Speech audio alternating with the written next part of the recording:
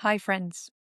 If the last 3 months left you burnt out, overwhelmed, disconnected, or maybe simply a bit too heavy to carry it all into Q2, this 30-minute session is specifically for you. It doesn't matter if you work in an international organization, INGO, local NGO. This particular session is specifically for you as long as in your work you're trying to change things for the better for other people. Now, the way we're going to spend the session is following. I will explain a little bit more about the theoretical background that stands behind the session design so that you know where it's all coming from. Then we'll dive into specific sets of questions that will guide you through the reflections around Q1 and will serve as a springboard towards intentions for Q2. And this is actually something that we will wrap the session up with. I invite you to really take your time and go through all of the questions that I'm sharing with you. I will walk you through them one by one, but you're free to pause what I'm saying at any point. Take your time to reflect. I am also sharing in the description below a template that you can easily use and fill in your free time whenever you have a moment to really reflect, to think about how the Q1 has treated you, and then what you want the Q2 to be. Now, one of the things that I want you to keep in mind is be kind. Be kind to yourself. When we're doing different types of evaluations of exercises that take us through what has happened, we are often harsh towards ourselves. So in this particular exercise, we want to be really, really kind and understanding. We want to show ourselves self-compassion and simply look at things that can help you make the next 3 months even more nourishing and even more helpful. So now, without further ado, let's jump into the theoretical framework behind our session. There is such thing as positive psychology. When you think about psychology, you might often think about things that go wrong, right? Depression, anxiety, different types of disorders. But taking care of these can simply take us back to the baseline. It doesn't really get us to a flourishing, nurtured, fulfilling life. Positive psychology really focuses on that, creating a fulfilling life in which you take active care of your mental health. Martin Seligman is one of the leading voices in this particular part of psychology. He's also the author of what is called the PERMA framework. And I'm going to now explain each of the elements of this 5-part framework. The very first element are positive emotions. In this part, we are trying to understand and actively design instances in which we feel joy, gratitude, in which we feel love and feel loved, we feel inspiration, we're hopeful. So in this particular part of the framework, what we're going to be trying to unpack is to what extent has Q1 really created space for you to experience positive emotions. Second part is engagement. This is where we tie into one of my favorite elements of this framework, which is the flow state. The state in which you're fully into the activity that you're doing. And this particular activity not only builds on your strengths, but is also pushing your limits somehow. We've all experienced that at some point. When you're doing something, you're fully in it, and time just flies by. You don't even know when the last 3 hours have gone because you're so deep into doing something. Creating meaningful engagement, engaging in activities that give us this sense of deep focus, the flow state, is something that also significantly contributes to your overall sense of well-being. The third part is relationships. Now, this is quite self-explanatory. In this part, we're going to be exploring all of the relationships that nurture you, maybe some of the ones that have been on the back burner despite your best intentions. We're going to look into connection, belonging, and also mutual support. When you think about your work environment, about your team, we're going to look for instances and for relationships in which you felt that there is someone who has your back. Fourth part ties us to the bigger source, the meaning. We're going to explore your connection to a bigger purpose, to something that is larger than just one person, larger than yourself. This might be spirituality, but it doesn't have to be. It can also be the mission that you have in your work, or maybe in the activities that you do after work. But in principle, we're going to look for things that really drive us in terms of the mission that we have. And then finally, accomplishment. This is where we congratulate ourselves. This is where we're exploring progress, mastery, getting new skills, getting better at something that is important to us, finishing the things that we planned to accomplish and do. With all of these 5 things, there is no one single pillar or point that is more important than the other one. The order of these things is also secondary. It's not like you first have to go with positive emotions, only then to build engagement. You can play with these. And this is also something that I encourage you to do. When you go through the review, when you analyze the last 3 months, really think about which of these elements resonate with you the most. Maybe they resonate because you feel they've been neglected, or maybe they resonate with you the most because they've given the most amount of joy, of love, of meaning, or engagement, or a sense of accomplishment. So, without further ado, let's get through each of them and the questions that I'm offering to you as the starting point for your reflections. As you go through these questions, you can really use whatever you prefer. You can use pen and paper. You can use the template that I mentioned that is going to be also linked in the description below. Make it your own. You don't also have to answer all of these questions. You can simply choose the one question per each pillar that feels the most relevant to you when it comes to the evaluation of the last 3 months. Just make it your own. So we're kicking off with positive emotions. And there are 4 questions for each section that I'm inviting you to explore.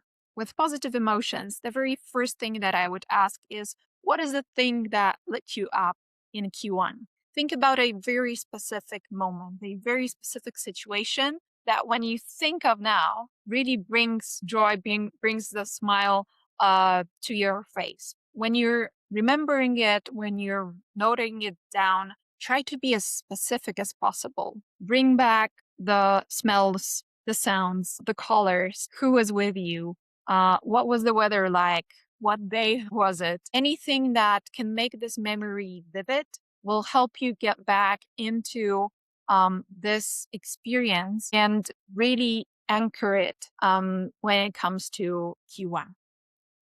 On the other side of the coin, think about what things, what events drained you emotionally. What are some of the situations, maybe some recurring patterns that made you feel depleted, frustrated, simply heavy? List them. Think about them. This is also something that can come useful when thinking about your intentions for Q2. Third question is, what activities recharged me? So think of ways in which you actually managed to bring your battery level high up. What were some of the things that you did or experienced that help you restore emotional energy? This is something that you can then intentionally reintroduce into your daily life. And then finally, think of other humans. Who was it that perhaps brought joy, happiness, warmth into your life in the last 3 months? Is there somebody you would like to acknowledge in this particular exploration, in this particular reset? Now let's jump to engagement. And the first question around engagement is a question around flow. When did you actually feel the flow state? What was the specific situation, specific activity, project that you've taken on that made you feel like nothing else existed, that made you feel fully in, that both built on your strengths, but also allowed you to push what you're capable of doing even further? And tied to that, what were the things that you've experienced as your strengths in Q1? What are the things that you feel uh, you're best at, that you were able to use and employ in your work or in your everyday life? But also, what are some of the things that you're really good at that you perhaps underused in Q1? Again, this might be a hint for your intentions for Q2. Third question is, what are the things that blocked your deep focus? Remember, flow state is about deep focus, is about this experience of being fully in an activity. And so there are clearly many different things that can distract us from this, be that even a phone or some type of noise that keeps coming back whenever you sit down to do something. Think of these things, list them. It's not about judgment. It's about recognizing what are some of the distractions that actually can stand in the way of you actually engaging in a variety of activities. And then fourth, what it is that deserves more of your energy. Perhaps there are things that you wish you engaged in a bit more in Q1 that you want to note down, that you want to acknowledge. Is there anything that perhaps you wish would be a part of your week or of your day that could also, again, be something that you intentionally design for Q2? Now, relationships. The very first one is the obvious one. Who anchored you in Q1? Anchored in a sense of really showing up for you, helping you feel present, helping you regain or maybe just hold to the connection to here and now, to the reality. Was it a friend, a mentor, somebody in your family? Who is it that comes to your mind when you think about the last 3 months and you think about somebody that really helped you stay calm or stay anchored to what is important in your life? Second question, what was the situation, the instance that made you feel the most isolated? This can be a specific situation, but it can also be, say, a project or a line of work that you're engaged in that really makes you feel like you're on your own, that perhaps nobody has your back, or maybe you have very little contact with other humans and you get little feedback, little reassurance. And so you feel like a lonely island just doing your work. Think about what are the things that really contribute to that feeling.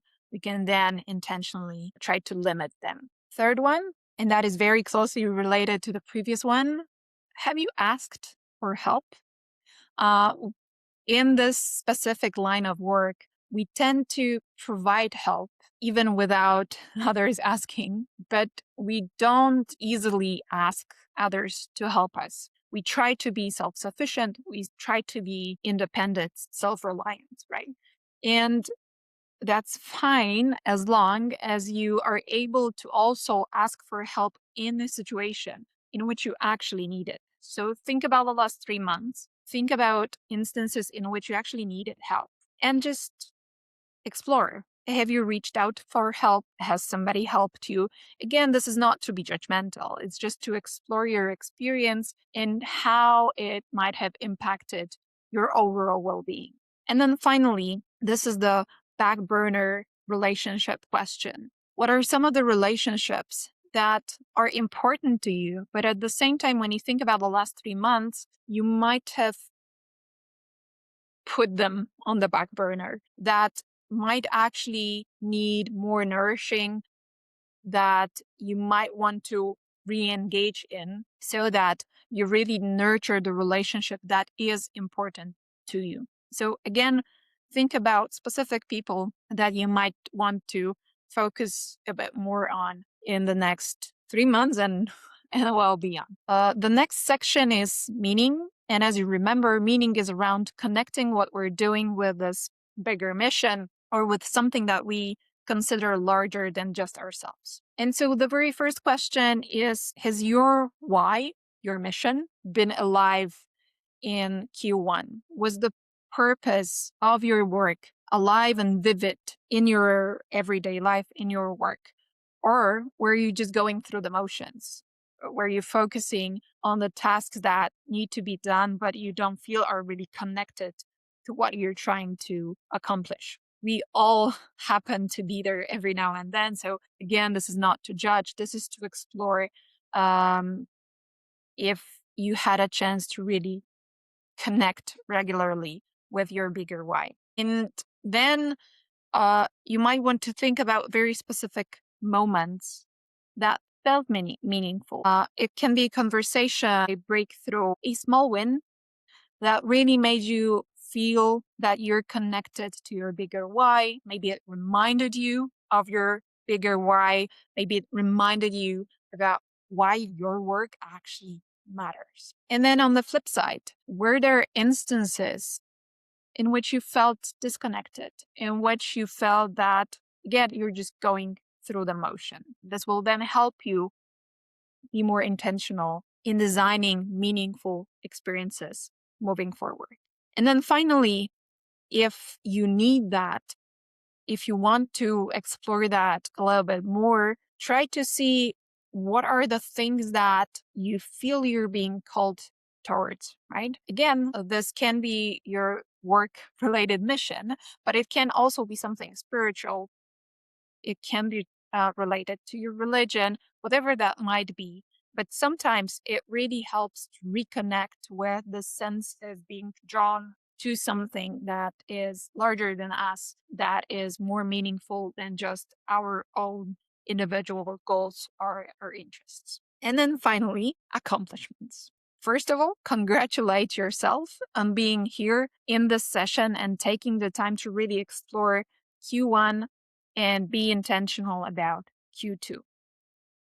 The very first question is about the things that you're most proud of in Q1.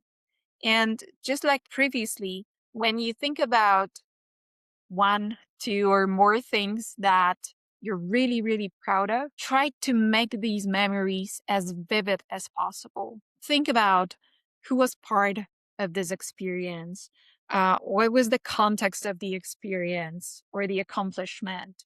Why did it make you proud? And note that these don't have to be spectacular things. You can be very proud of finally meeting with a friend that you haven't met for years. I mean, this can be super simple, but the bottom line is that it should make you feel proud and that you've accomplished something that was important to you, no matter how small.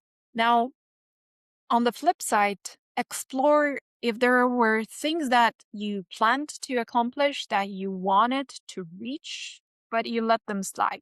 And again, this is not to judge. This is to explore why that happened. Perhaps they were simply deprioritized. Something else more important emerged. But maybe there was something in the context. Maybe something changed internationally.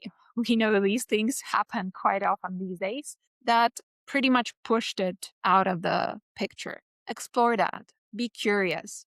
Do not judge yourself for that, but just try to understand what happened.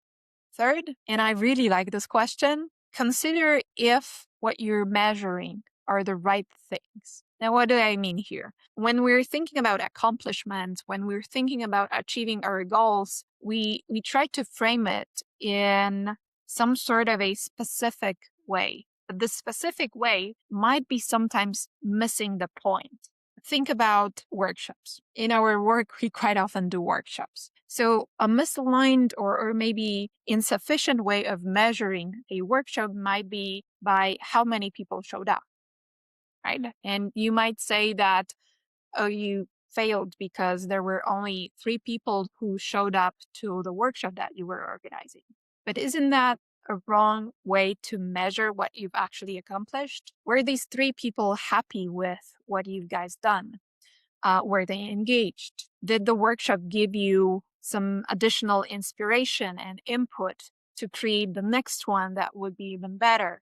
So think about ways in which you're trying to measure and assess your goals and the achievement of your goals, and really reconsider whether or not all of the ways of measuring actually capturing what is really meaningful. And then finally, Have you actually celebrated anything in the last 3 months? This is so important. Sometimes we accomplish our goals and we don't even pat ourselves in the back, let alone really celebrate. So think about whether or not the things that you mentioned in question one, the things that you're proud of, actually had their celebration. And if not, this is the time. Jump into it. Think about a way in which you can actually celebrate one or two things that you're really proud of from Q1. With that, you're actually wrapping up the reflection from the first 3 months of 2026. Now, it wouldn't be a full experience if we didn't use these insights and use these reflections to really feed into the next 3 months of this year and really help us build some intentional practices, activities that will help you feel more nurtured, flourishing, that will help you really take care of your own mental health. And so for that, I'm sharing with you some very simple examples of how you can set your intentions for Q2, your well-being intentions. If you look at them, you will notice that they are very specific. And this is how we want to approach it. We want to be intentional and specific about creating the practices that will help us fuel a really nourishing Q2. And let's look at one or two examples from the list in front of you. So, for example, in engagement, we have protect one 90-minute block per week for deep, uninterrupted work that you care about. Super practical. 90 minutes every week just for this deep, meaningful work. And then let's look at positive emotions. Start each Monday by naming one thing that you're grateful for before you take your phone, before you open your email, before you start doing any work, and note it down. As simple as that. So as you can see, your intentions need to be practical, need to be doable, and they don't need to be super big. Well-being, truly fulfilled life is not about grand gestures. It's about small, intentional practices that step by step bring us closer to well-being and to happiness. Take your time, brainstorm as many as you wish, and then choose one or two that you want to begin with. And once you're in the rhythm of implementing these, you can choose another one from the list and add it into your everyday, every week, or every month. Now, with that, I wanted to thank you so much for taking part in this session. And remember, you are not just a change maker for others. You are also somebody worth taking care of. So do take care of your needs, your well-being, of yourself, so that you can then flourish. Thanks so much for joining this session, and I really hope to see you in the next one. Bye.